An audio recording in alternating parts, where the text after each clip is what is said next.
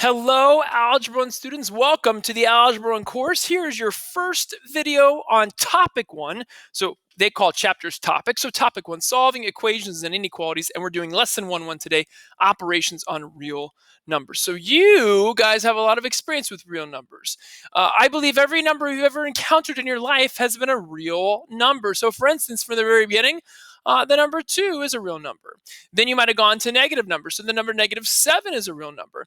Then you went to fractions like 1/8. That's a real number. And then you learned about square roots, I think. So say square root of 14 is a real number. And then you might have learned a Greek symbol called pi. These are all real numbers. But again, they all have different sets they belong to. So 2 is a whole number. -7 is an integer. 1/8 is a rational number. And then the square root of 14 and pi are both called irrational numbers. So those subsets of the real numbers should mean something to you. So again, numbers, right? Very interesting things, right? That's why I have a job. So we're going to do example 1 here. It says, understand sets and subsets. In the set of numbers 1 through 10, which elements are in both the subset of even numbers and the subset of multiples of 5? So there are some vocab words here. So we have this word set, and then we have this word elements, and then we have this word subsets. And again, our two subsets we care about are the even numbers and the multiples of 5. And this is all from the subset of the set of numbers 1 through 10. So a set of numbers is a collection of objects. It's a collection. It's a list, okay? Each number, each object in that list is called an element. So an element is the object. When you write this set, you're going to list them in these braces.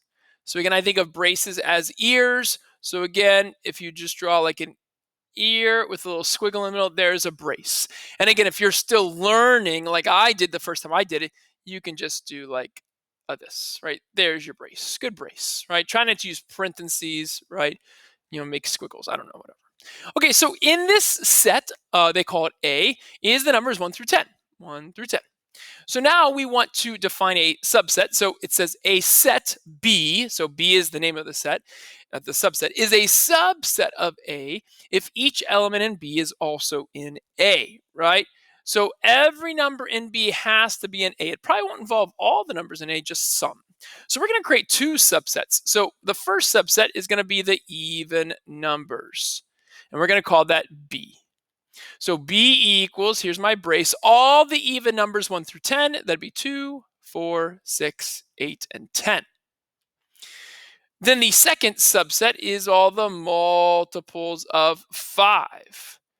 So that would be, in this subset, 5 and 10. Okay, so there's our two subsets. So now we're looking for any elements that are in both of these sets. Well, we just look at the numbers and say, ho, there's a 10 there, there's a 10 there. The only element in both sets is 10. There you go. So there's your talk of sets. Okay. Example 2 says, compare and order real numbers. So Jim is playing a math game where he needs to put a set of 3 cards in numerical order. His cards show 40 over 11, the square root of 324 over 36, and the square root of 10. Order the cards from least to greatest. So we need to put these in numerical order, and more specifically, we have to go least to greatest. Now, the easiest way to compare numbers that look differently are by putting them into decimal form. So we're going to divide these numbers and put them into decimal form, or take the square root. So I have a nice link here to the Desmos graphing calculator. This is the calculator I trust. So we're going to put each number in. So the first number is 40 divided by 11. We call this a rational number because it can be put in fraction form. Notice that its decimal repeats, 0.636363. That's a rational number. It can have a repeating decimal. Okay. Then we're going to do the square root of 324 over 36. So the keyboard button brings up the square root. Oh, I'm sorry. Got to go in the next box.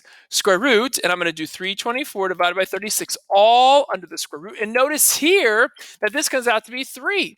So this ugly looking square root is also actually rational if you simplify it, right? It simplifies to 3. That's actually a whole number, an integer, and a rational number. So 3 the number 3 has a lot of properties or belongs to a lot of subsets.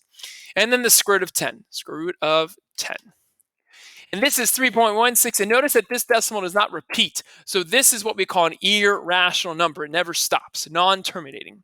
So if I want to put these in order, 3 is the smallest, then 3.16, then 3.63. So that means the square root of 324 over 36 should be the first number he puts, and then the square root of 10 should be the second number he puts, and then 40 over 11. So that's what we'll do. So back here, I will write down the number approximation. So this is 3.63, this was 3, and this is 3.16. So of course, 3 is less than 3.16 is less than 3.63. So the smallest number is the square root of 324 over 36. Then the next biggest number is the square root of 10. And then finally, the biggest number here was 40 over 11. And that should be his list in order from least to greatest. Okay, congratulations, you made it. You ended the first video. So I promised 2 videos each lesson. This is the end of the first one. The second one's coming up right next.